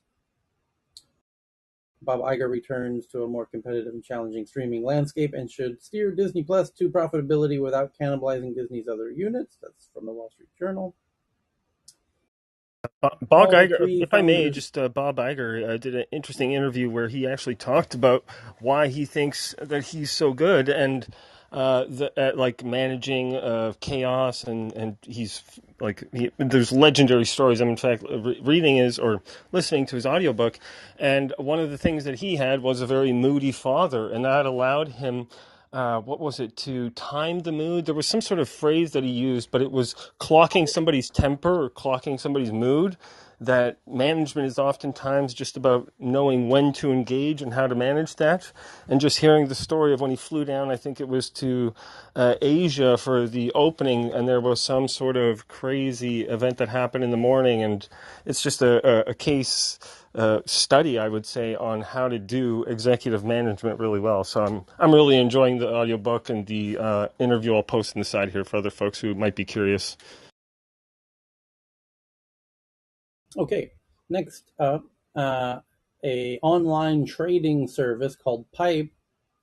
All three founders are stepping down as the company looks for a CEO replacement. They previously raised $250 million at a $2 billion valuation a year ago. And Politico says they have sources that U.S. senators raise concerns as hundreds of Chinese DJI drones have violated restricted airspace over Washington, D.C. in recent months. That's a little Uncle Sam poking going on there. Senators alarmed over potential Chinese drone spy threat. Lawmakers who were briefed on hundreds of intrusions over the White House, the Capitol, and the Pentagon worry about possible espionage. What are you? Hang on. Who are you? Are you accusing China of using tech for espionage? Is that what's going on here? This I can't believe what I'm reading.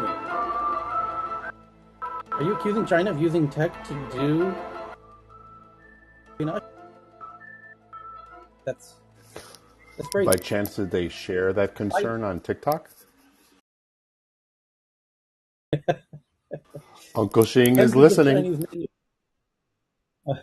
So, how did they pull this um, off? Did they override the operational controls of these drones?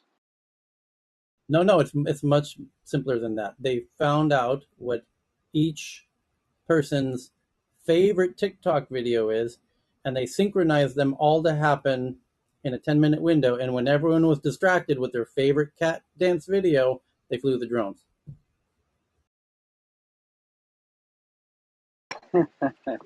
Um, I just thought I'd share.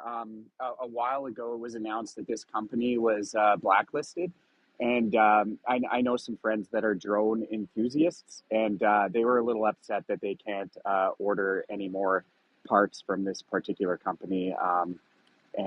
So it is kind of interesting. I thought I'd share that as well. Yeah, the Federal best drones in officials. the world are made by China, so it's a loss to like drone enthusiasts and anyone who uses drones in either government work, survey, conservation, first responders, emergencies. It's like, hey, unintended consequences, right? Okay, you're ready here. The next one is, it says the officials. Wait, where did it go? Where did you go? There it is. Federal officials and drone industry experts have delivered classified briefings to the Senate Homeland Security Commerce and Intelligence Committees, that's 3 different committees, Senate Homeland Security, the Commerce Committee, and the Intelligence Committee on the development. 3 people privy to the meetings said. A spokesperson for the Intelligence Committee, which has been kept closely apprised of the counterintelligence risks, declined to comment on the briefings. Good. You shouldn't be talking to Politico about what's happening in those briefings, so good on you. The other 2 committees did not respond. Good, nor should they. It's none of your business at the moment. Good that they keep it private, because anything that you could say would be used against you and us, meaning the U.S. You need to keep what you are discussing very, very private at this moment about this issue, and not leak it to the press. So kudos to those committee Hey members Tyler, if you read for the not. article, if you go down in the article, it's even maybe worse. They mentioned that a number of state public agencies, public safety agencies, including some of our largest states, California, Illinois, Texas, actually have drones from this company. That they use drones. Right, So we have state governments buying these drones, which is yeah. right. Well, they only have microphones and cameras on them. I mean, what could possibly go wrong? Quote, this is part of a trend of commercial drones for potential nefarious reasons, says Rachel Stoll, Vice President of Research at Stimson Center, the think tank who closely tracks the global drone market. We're seeing in conflict drones and other theaters the reliance on use of commercial drones. These may be just innocent data collection or really just looking around, seeing what's happening, and not in a systematized way. But the potential, of course, is that eventually they could be more dangerous. It's unclear what, if anything, Congress is likely to do to address the threat. Several pieces of legislation have been introduced. Most have not been made past the committee level, blah, blah, blah. And while officials believe Beijing is not overseeing the swarms, DJI has secured funding from investment entities owned by the Chinese government. I'm shocked. A fact that DJI reportedly sought to conceal. Again, why would they conceal that the Chinese government's investing in them? And the ease with which recreational users can evade the flight restrictions, meaning they're supposed to have this geofencing feature where, kind of like those little electric scooters in your city, they're not allowed in certain areas. They'll stop operating. That's an invisible fence, that stops the device from entering.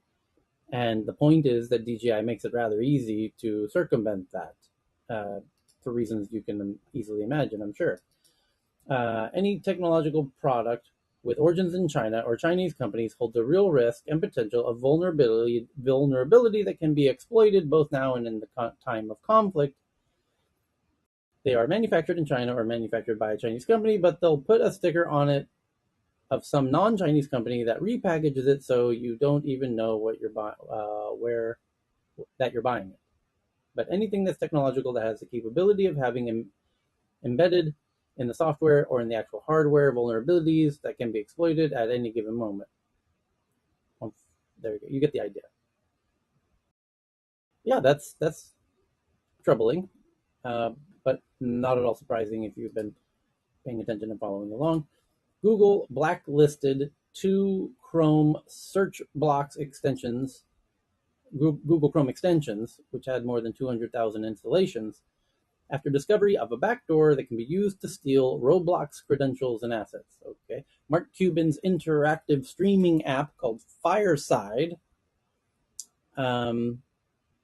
acquires streaming platform Streamium and plans to launch on smart TVs, Amazon Fire TV, Roku, and other devices.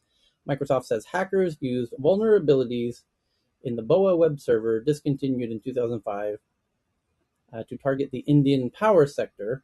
And last but not least, our old buddy Lucas Shaw over there at Bloomberg says he has sources that Amazon plans to spend more than $1 billion per year to produce and release movies for theaters, starting with a few releases next year and eventually 12 to 15 annually. So Amazon's going to become one of the big players in Hollywood, essentially.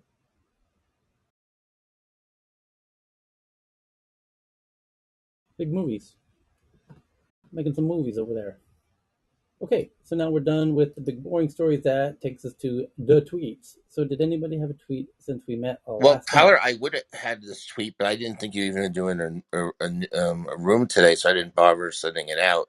But there was a major article, it was either in the New York Times or the Wall Street Journal, I don't remember which. It was a big article talking about, and this relates to Disney and streaming. Uh, uh, the article related to the rights for the NFL Sunday Ticket, and Thursday Thanksgiving, by the way, is a big football day in the United States. For people who know, historically The biggest. well, it's not the biggest. We only have two games going today. It's just That's not the it's Super not the Bowl. Super Bowl, but historically the Detroit Lions, Caller, the caller pick. Detroit Lions Yeah, generally given Thanksgiving Day. They play every Thanksgiving. They're playing today, and there's also a second game. The Cowboys are playing the Giants today, as well. But anyway, that wasn't my point. I didn't want to divert it.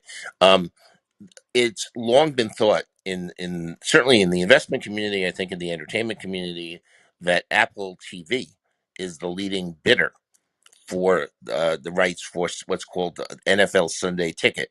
And what that is most of the football games on Sunday, you could buy with this subscription. There's no blackouts and all the other things. You don't have to worry about what's on a terrestrial TV station or whatever.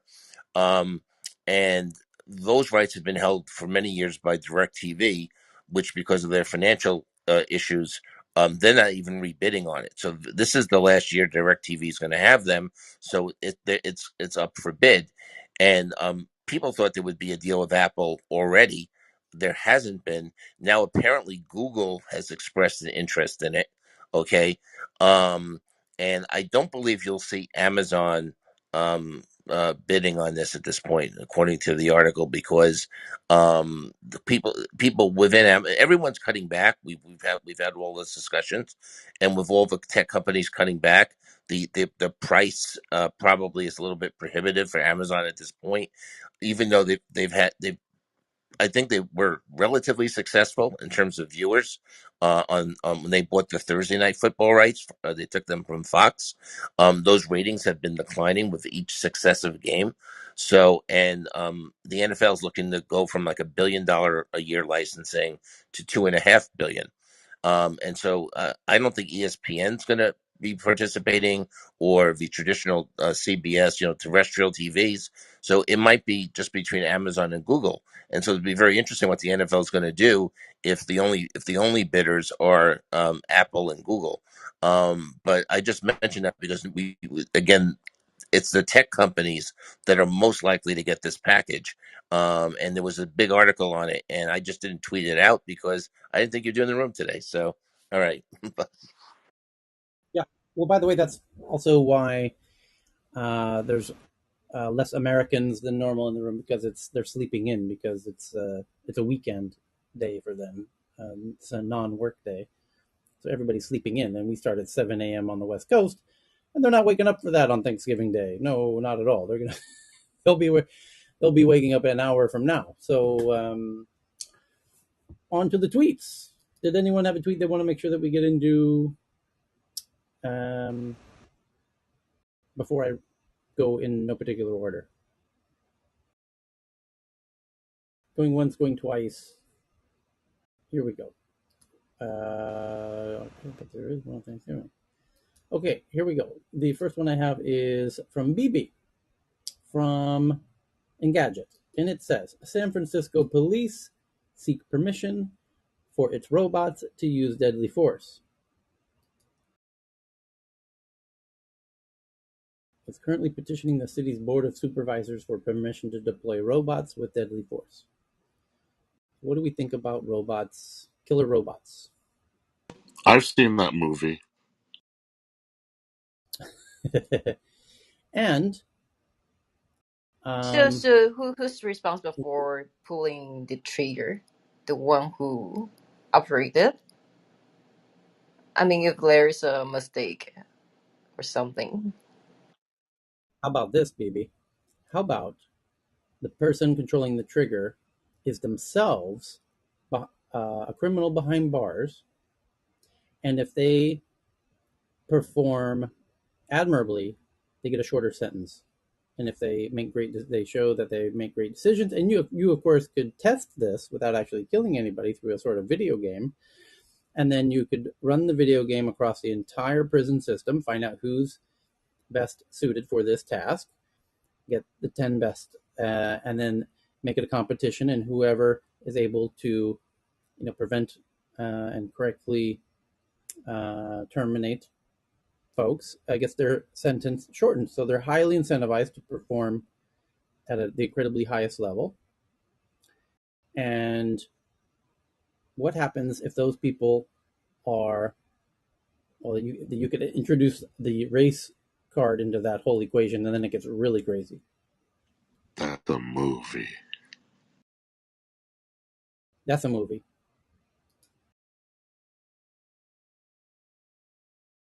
So, by the way, that was actually a movie called The Last Starfighter, where they used a video game to recruit aliens from the future, created a video game to recruit fantastic talent to fight in a galactic war.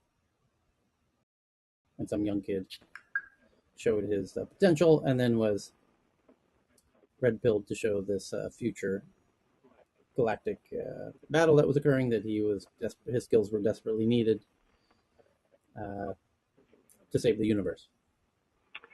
Hey Tyler, Anywho, there wasn't a, I didn't tweet this out, and you may have covered it yesterday, but there was an article that I think it was CNBC, that Apple and Twitter are on a collision course with one another with Google Play. yes, we You read did, that okay. one. All right. Indeed. Because of the Twitter shifting from an ad-based model to a subscription-based model, which is Right. happening, is now going to mean Apple's going to be taking a 30% cut of Twitter's revenue, much like they do Spotify's and all the other subscription services for the most part. And that means Twitter might join Spotify and others in the it adds an additional formidable foe to the anti App Store coalition. So is there a proposal or a plan to bypass Google Play or the Apple App Store? What's happening is Google is more so willing to negotiate preemptively to prevent grand kind of class Mm-hmm. actions, which I think is smart of them to do. Apple, as usual, is kind of stubborn in these regards and kind of dogmatic, you might say, and end up taking it to the Supreme Court if need be. And I think inevitably the apps will win. First, so in the EU, Mm-hmm. where they certainly will win, and it's the US where it'll be a real I think dogfight. that litigation with Epic Games, even though Apple's temporarily prevailed, I think it's still in litigation. Stuff's on appeal, right? So I mean, ultimately, how the whole decision goes in the U.S. with Epic Games probably is going to be the decision in the United States.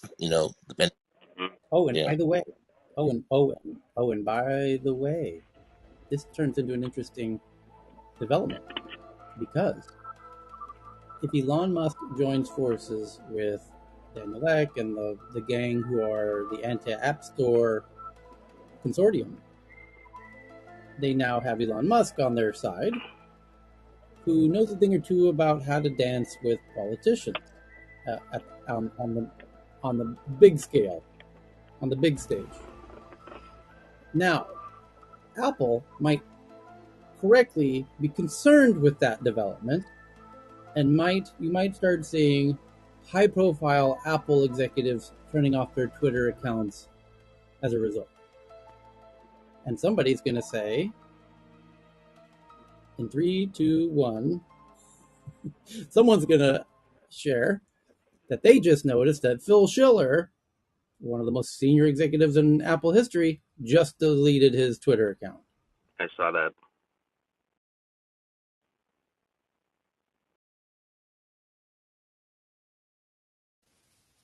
And now you know why. So, The Yeah, I'm not sure that has anything to speaking do of with geopolitics, Apple's charges, though. I think that's, I mean, there's a lot of quiet, I mean, I don't know, I have another term for it. There's a lot of corporate quiet quitting happening on Twitter right now. I mean, some of our clients have sent out memos internally telling people not to use Twitter. They don't have to delete their accounts, but they don't want them using Twitter because it could affect the brand. okay. So BB found one from Bloomberg that the Dutch resist U.S. call to ban more chip equipment sales to China. Netherlands-based ASML dominates market for advanced machines to make semiconductors. The U.S. pressing for export controls to blunt China's capabilities. This is a classic tech news story. One of the most important, seemingly innocuous stories, but actually critically important stories that everyone just rolls their eyes at, I'm sure, when they read it. But this is truly one of the most important stories happening on planet Earth in 2022, which is this Dutch company, ASML, makes advanced machinery that makes it possible to make the best semiconductors. America's telling them you cannot sell your machinery to China because we don't want China to progress with semiconductors. And we need you to not sell your technology to them. And so far, they've been complying. In China, there's been all kinds of interesting headlines about how China's trying to do corporate espionage at ASML and have spies on there and trying to recruit people from there and doing their darndest to try and, bribe them to not comply with the U.S.'s demands and blah, blah, blah, blah, blah. The newest development, again, I'll read it, is that if from Bloomberg, Dutch resist U.S. calls to ban China from buying their products, and the Netherlands will defend its economic interests when it comes to the sales of chip equipment to China, a senior Dutch official said. Okay, well, now that senior Dutch official just got an email from the State Department, and they're going to go have burritos next Thursday, and they're going to have a little chat, and this dude's going to be whistling a different tune in about a week from now. And Tyler, interestingly, when I tried to find the further information about this news, actually, I can see only like Global Times to have the same title about this. I posted the link under the same tweet, and of course also in our local news about how ASML is trying to find a way out of U.S. This alliance thing because they still have a lot of profit from China. So I think the point is Global Times immediately write the same news, same article about how this Dutch might define the U.S. government policy on the sanction immediately in English. So a little bit suspicious for me because normally Global Times will not react as fast as like this. So I cannot find other big news media in the U.S. to write about this topic. So let's give it a time, give it a little more time to see how it goes. Okay. Next tweet I have is from Saudamini. It says the European Parliament website down. Pro-Kremlin hackers called Killnet takes credit for downing European Parliament website. And the question you should be asking yourself is why are Russian hackers trying to take down, the European Commission website? And the answer is because the EU ruled that Russia is a state sponsor of terrorism. And hours later, their website went down. And now you know why the website went down. So that's kind of the bigger story here, actually, is that the EU just ruled that Russia is a state sponsor of terrorism. And that puts them in the very privileged list of companies like North Korea and others. And it makes it more difficult for them to do business with countries and businesses. Makes it more difficult for businesses all kinds globally, or specifically from the EU, to do business with Russia. because now you can ask any business in the EU, why are you doing business with a country that is a state sponsor of terrorism? And of course, they can't. So it has financial implications. To the best of my knowledge, I'm quite sure of that. But someone please correct me if I'm wrong.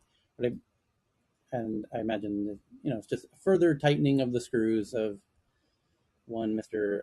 Vladimir Putin. So next up, I have from Saudamini, mimicking human sleep by AI systems. So AI systems have memories. And now AI systems are mimicking human sleep as a way to prevent AIs forgetting. This is wild. A trio of researchers from University of California working on mimicking human sleep as a way to prevent catastrophic forgetting in AI systems. So you have new memory and old memory. Every computer has that, actually. You have your kind of flash memory drive, and then you have your storage disks. And how the data is transferred between them, you need a sleep-like pattern to do the transferring and whatever. It's kind of interesting. Netflix now hiring for a brand new AAA PC game project. So as we just read, Amazon's going to be making Hollywood blockbusters. Netflix is going to be making AAA video games.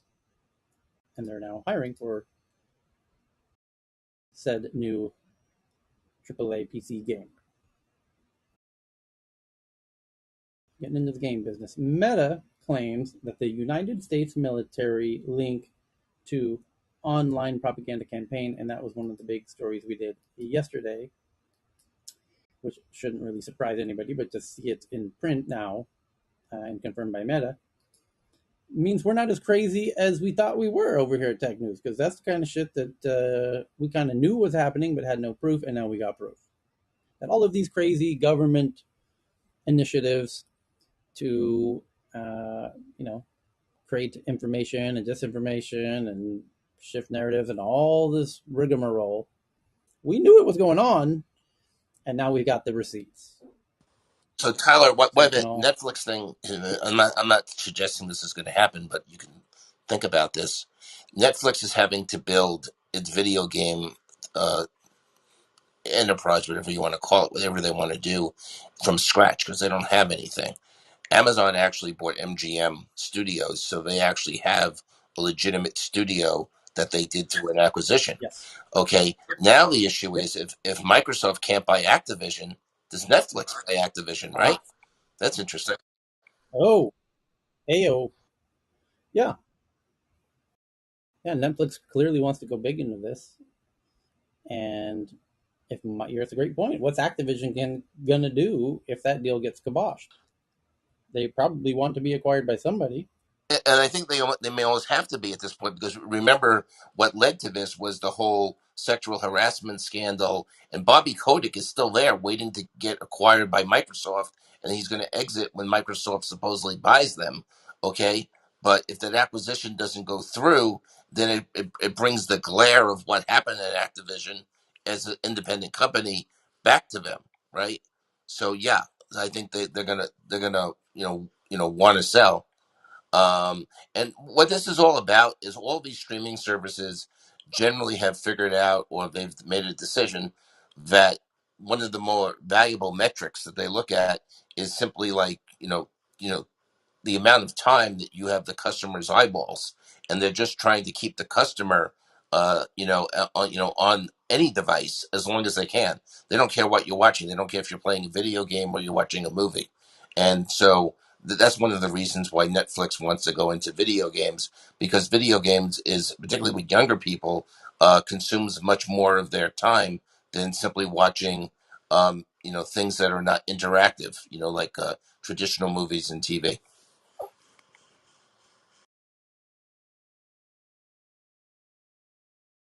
Okay. Tyler, what do you think the odds are on Activision, uh, Activision Blizzard, Microsoft getting done?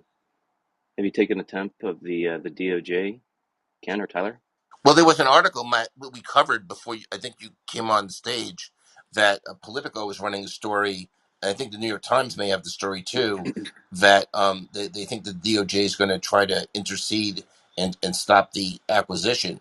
Obviously, there was already issues, as you know, that have been widely Yeah. reported in the Yep. UK, not the UK, in the EU, or maybe even the UK too. But the now, yeah, the story was reported today. Yeah, so I don't know if you want to comment on the U.S. story. I'm living up to half of Tyler's story, you, but I you're today, breaking so I up a got bit. here. I got Matt, to you're get breaking the. up a bit. I'm sorry.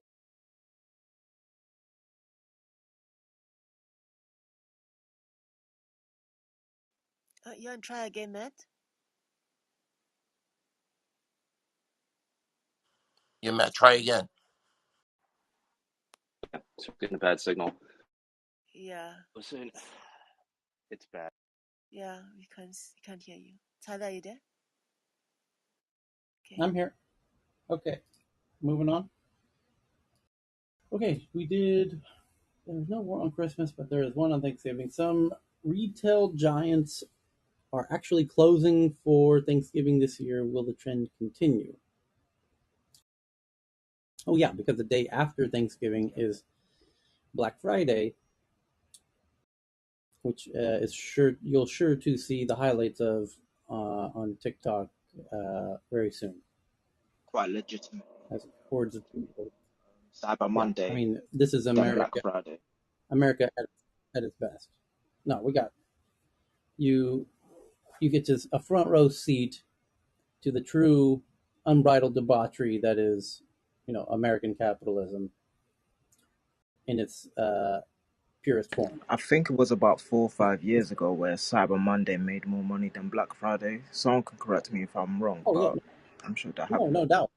But no one's getting trampled to death on Cyber Monday.